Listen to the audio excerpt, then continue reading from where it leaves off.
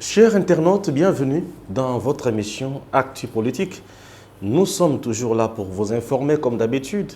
Je ne cesserai jamais de le dire. Merci pour nous comprendre que nous devons rester rationnels.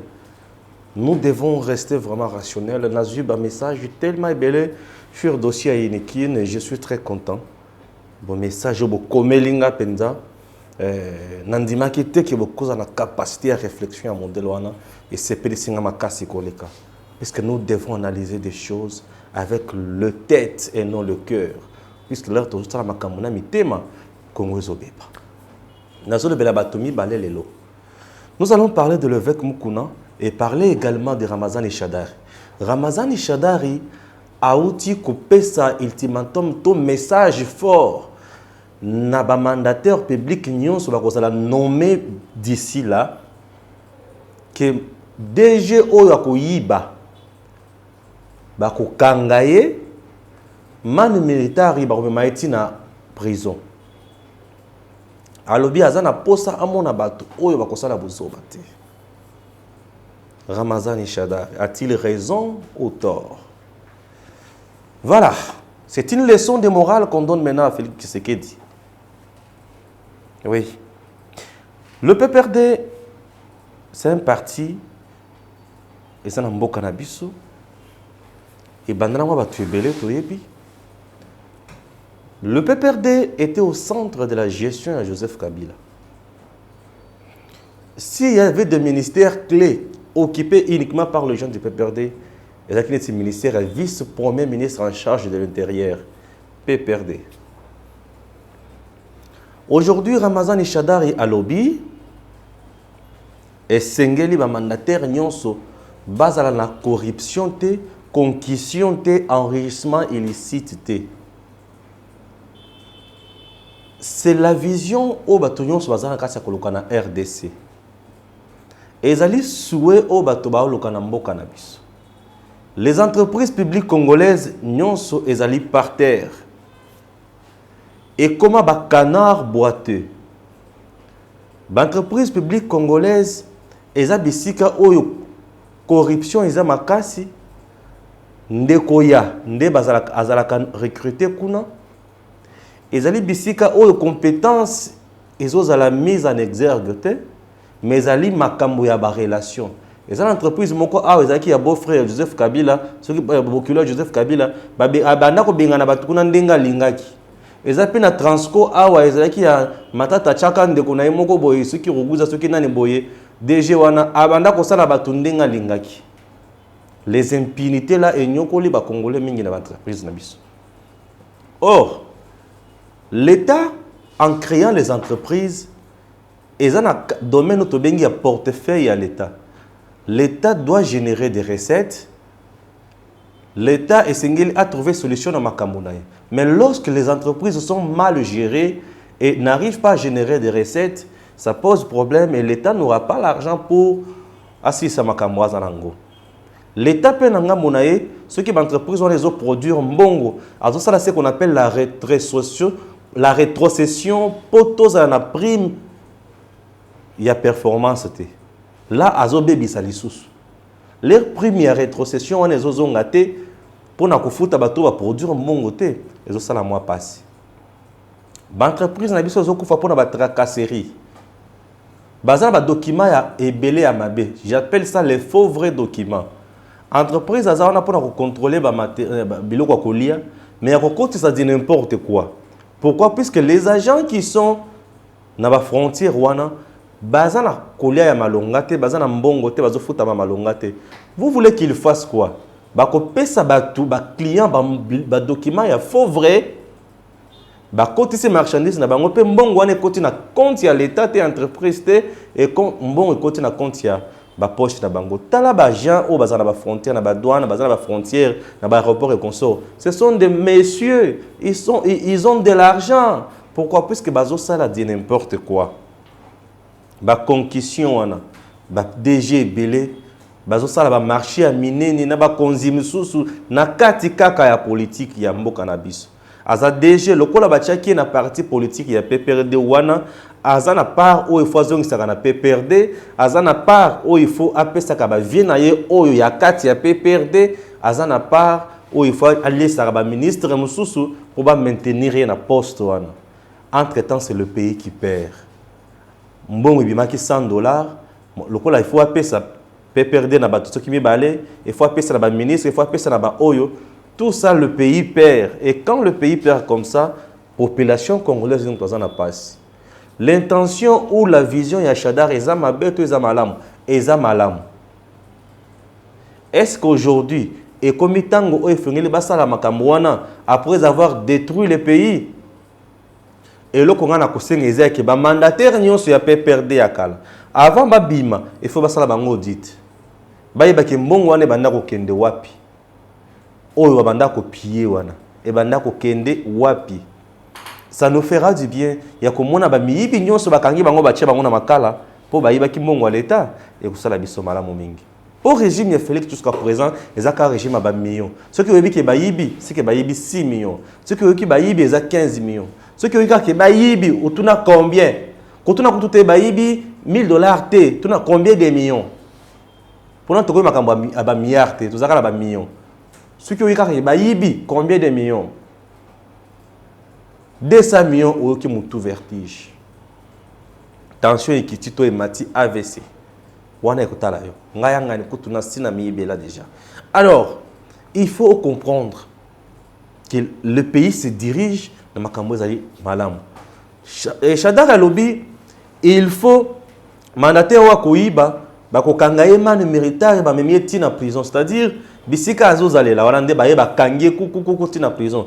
Na semi tuna siko ye mutu kobanda kokanga pe perdre mutu kobanda kokanga to eza d'instance oyo kozala wana po yekanga.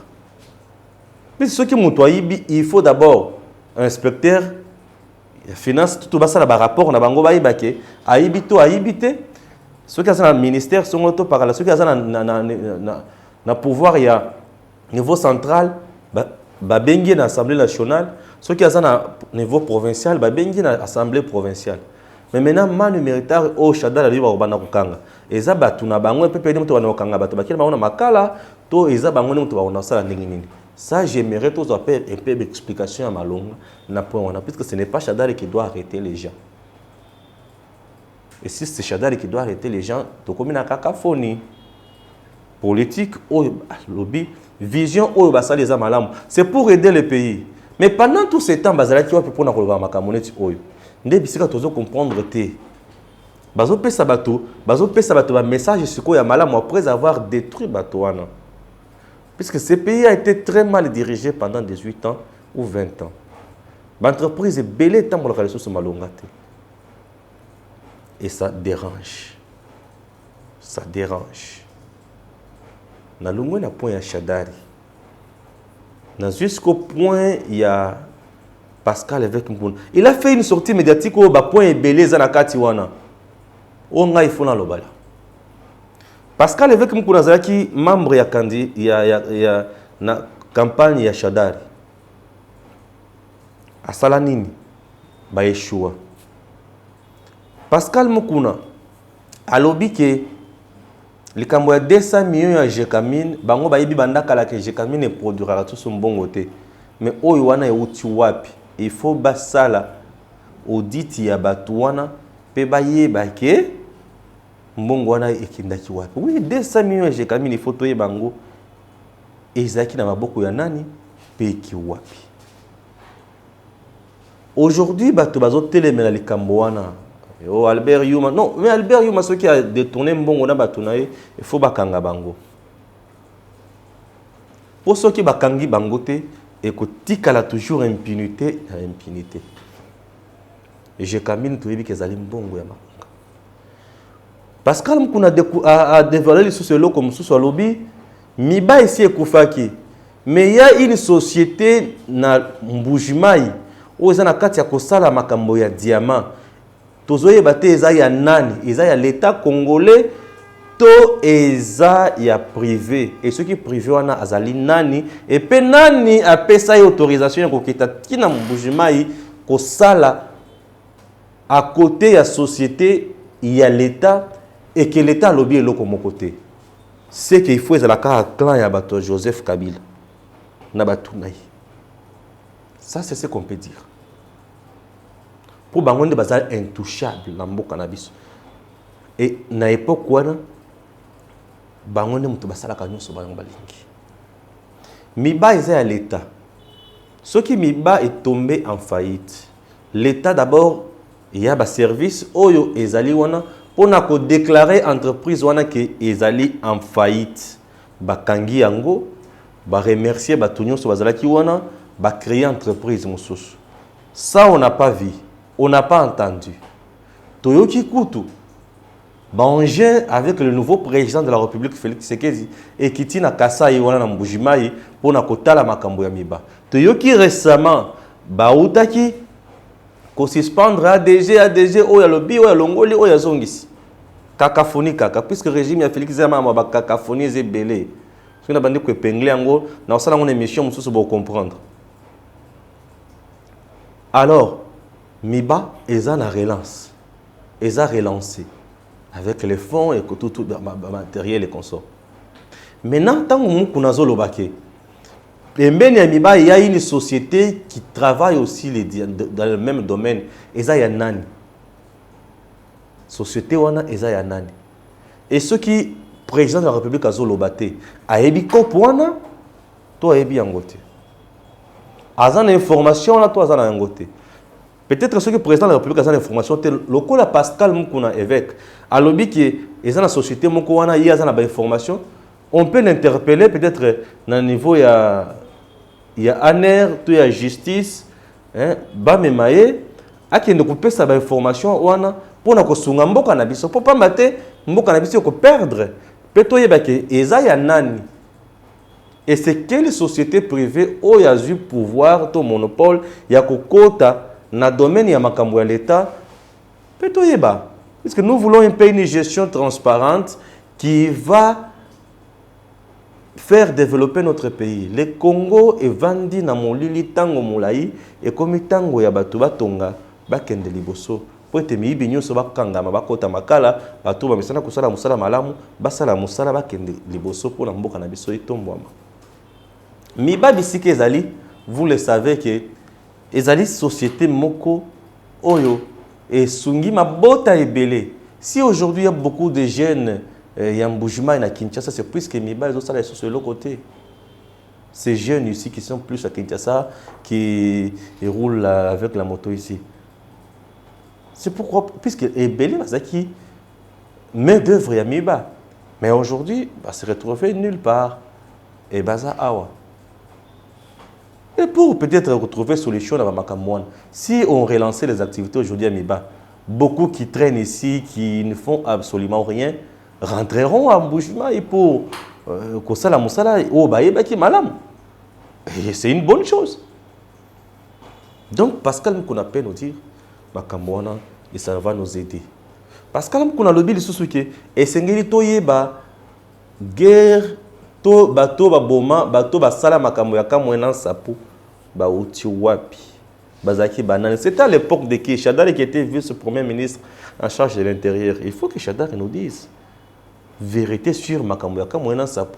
Et nous la vérité autour na ngona ba cours de tribunaux autour na bazo kanga bato wana. Oui, c'est bien. On ne peut pas dénoncer Moussala la justice, mais la politique a joué un grand rôle. Nous devons savoir qui étaient les vrais commanditaires de Magamoka Moena Sap. Il y a eu des gens qui ont été tués comme des sauvages.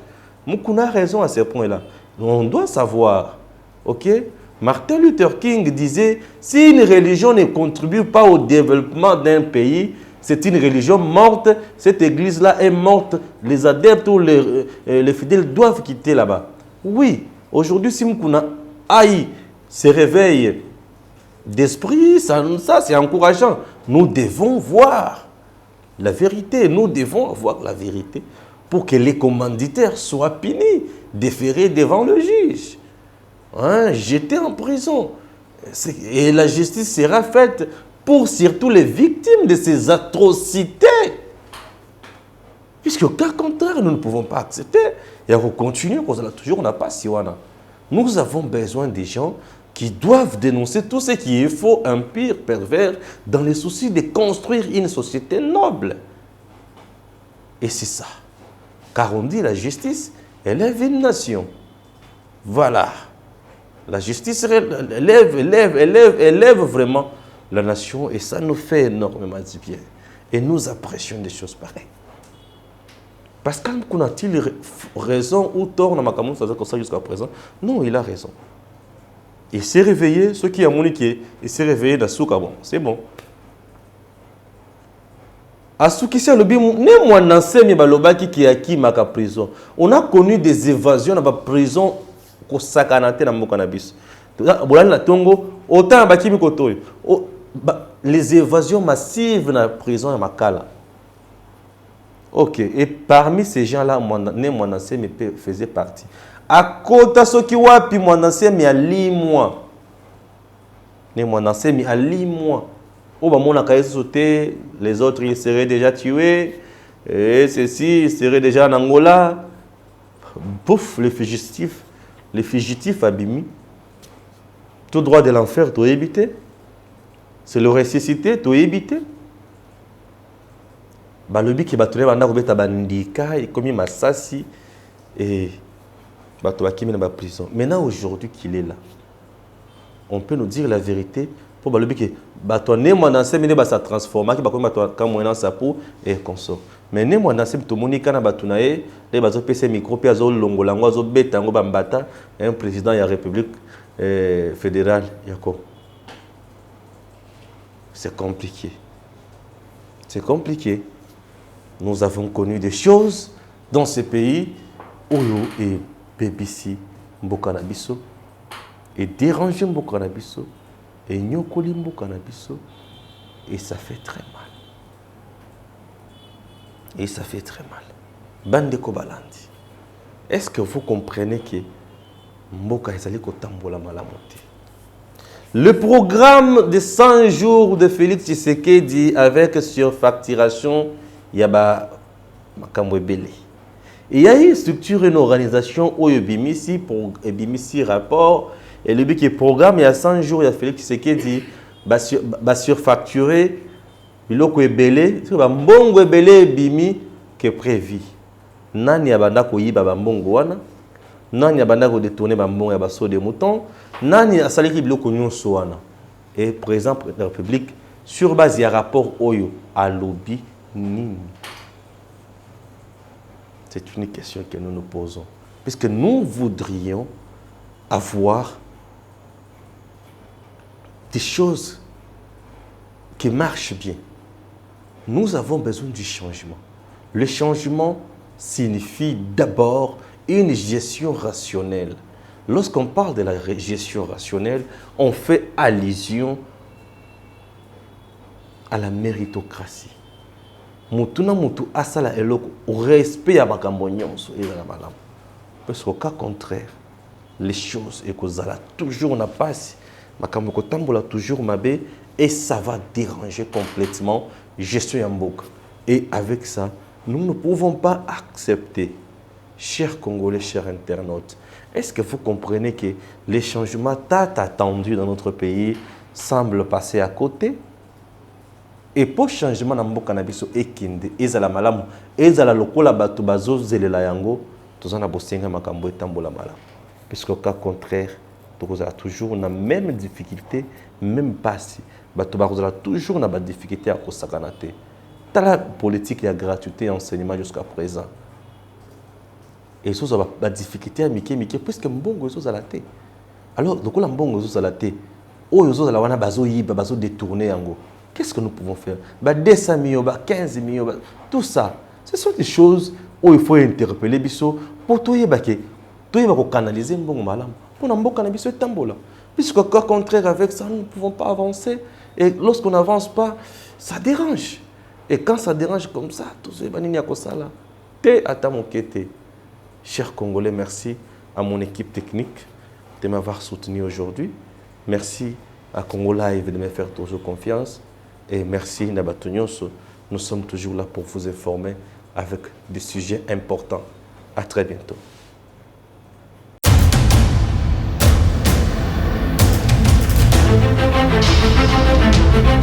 Audio Jungle.